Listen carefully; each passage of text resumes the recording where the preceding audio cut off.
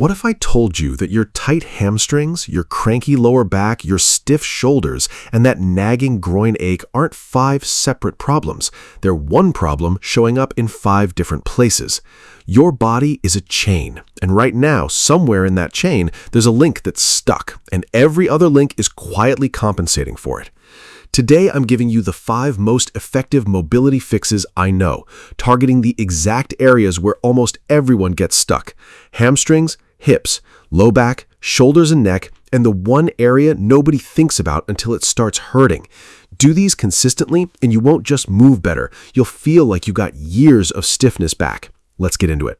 Number 1, the hamstrings. Tight hamstrings set off a chain reaction. Your glutes tighten in response, your calves stiffen up to compensate, and eventually your lower back starts to ache trying to pick up the slack.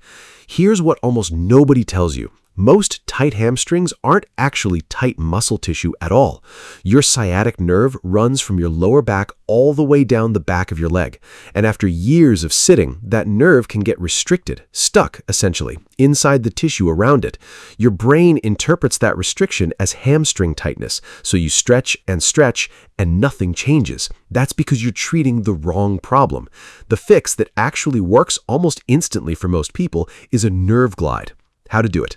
Lie on your back and hook both hands behind one leg. Slowly straighten that leg until you feel a light stretch, not a deep, aggressive one, through the back of your thigh. Pause for a moment, then bend the knee and bring it back down. Repeat, moving smoothly back and forth. This isn't a static stretch. You're gently flossing the nerve, moving it through its natural range. Research on nerve mobility work shows this kind of gliding can meaningfully improve flexibility, often faster than static stretching alone. Do this for 1 to 2 minutes. For most people, this single fix makes a noticeable difference before you've even touched anything else on this list. Number 2, tight hips and hip flexors.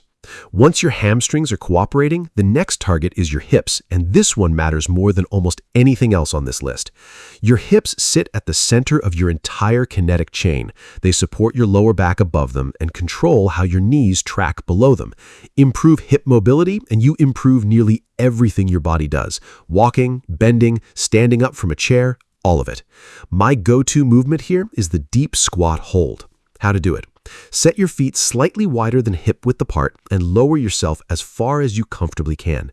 If balance is an issue, hold on to a door frame, a table edge, or anything sturdy nearby. There's no shame in support here. Once you're down, don't just sit there frozen. Explore the position. Shift your weight side to side. Let your hips move and settle naturally into the stretch. Done well, you'll feel your hips opening, your ankles gaining range, and your lower back gently lengthening all at the same time. Spend 30 seconds in the hold and repeat for 2 to 3 sets. Number 3, the real cause of a lower back. Most people blame their lower back for lower back pain. Often, the real culprit is sitting one joint away in your hip flexors. When you sit for hours at a time, your hip flexors, including a deep muscle called the psoas, stay in a shortened position all day long. Over time, they adapt to that shortened length, and a chronically tight psoas does something sneaky. It pulls your pelvis forward, which changes the angle of your lower spine, and can lead to stiffness, discomfort, and in more serious cases, genuine back pain. The single best fix for this is the couch stretch. How to do it. Get into a kneeling lunge position with your back knee elevated, resting against a couch, wall, or low bench behind you. From there, slowly bring your torso upright.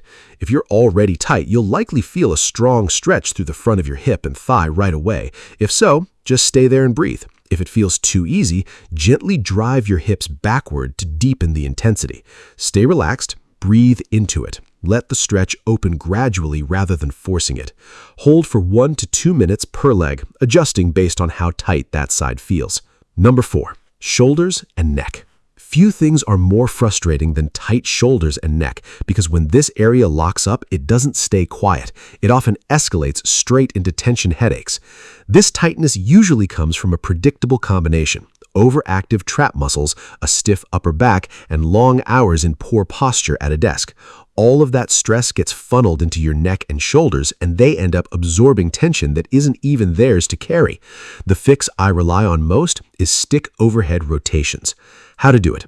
Grab a stick, a towel, or a light resistance band, anything with some length to it. Hold it with your grip slightly wider than shoulder width. Slowly raise your arms overhead and continue rotating them behind you as far as feels comfortable. Then reverse the motion back to the starting position. As you move through this, you'll feel your chest and the front of your shoulders opening up, which, not coincidentally, is one of the most common hidden contributors to neck tension. As it gets easier over time, narrow your grip slightly to increase the challenge. Keep going until things genuinely start to loosen up, typically 1 to 2 minutes.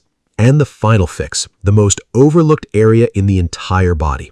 For the final fix, we're targeting a spot almost nobody thinks to stretch, the adductors, the muscles running along your inner thigh. Tight adductors quietly sabotage more than people realize. They limit how deep you can squat, restrict overall hip mobility, and can contribute to groin discomfort or even lower back pain since your body compensates around the restriction. The most effective fix here is the Cossack squat. How to do it? Start in a wide stance, feet turned slightly outward, and place your hands on your thighs for support if needed. Begin shifting your weight side to side, gently easing into the stretch on each side rather than dropping in hard. As your body warms up and opens, gradually sink deeper into each side. You should feel a clear stretch along the inner thigh of your straightened leg. If you're tighter, staying higher is completely fine. There's no rush here. If you want more challenge, sink as low as comfortably possible, and you can even add a slight rotation of the foot on the straight leg to bring your hamstrings into the stretch as well. The goal is a clear, honest stretch, not something overwhelming. Aim for 5 controlled reps per side, for 2 sets. That's it. No equipment beyond a stick or a towel, no gym required, and just a few minutes out of your day. Stick with this consistently and you won't just move better. You'll notice it in how you sit, how you walk, and how your body feels by the end of a long day. Thanks for watching. As always, I'll see you in the next one.